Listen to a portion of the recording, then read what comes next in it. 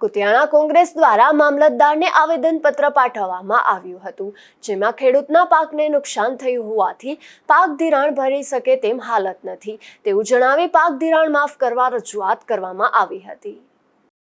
કોંગ્રેસ પાર્ટીના નેતૃત્વ હેઠળ કુતિયાણા કોંગ્રેસ સમિતિ અને બધા મિત્ર અને ખેડૂત આજે અમે મામલતદારશ્રીને આવેદનપત્ર પાઠવવા આવ્યા છે નુકસાની બાબતનું।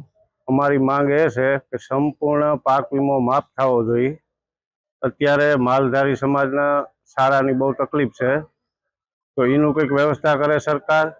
ને બીજું કે 2020માં સરકારે પાક વીમો નાશ કરી નાખ્યો, તો એ નાશ કર્યો એને ભાજપ સરકારને પાપી અત્યારે એ યોજના ચાલુ હોત તો આવા ખેડૂતની હાલત આ ન આવે। પાક વીમો જે તે કરીને ચાલુ કરે ને અમારી માંગ એવી છે કે સંપૂર્ણ પાક ધિરાણ સંપૂર્ણ માફ કરે અને 125 મણ ખરીદી સરકારે જાહેર કરી, તો એ જ વિનંતી છે અમારી કે એ ગમે એમ કરી 200 મણ સુધી પુગાડે તો સરકાર રાજી થાય। આમાં કે ભાઈ ખેડૂત બસ આ જ અમારી વિનંતી છે। એટલી ડીએપી ખાતરની એટલી અછત છે, અટાણે વાવેતર ચાલુ છે તો ખાતરની અછત એટલી છે ખાતર ક્યાંય મળતું નથી।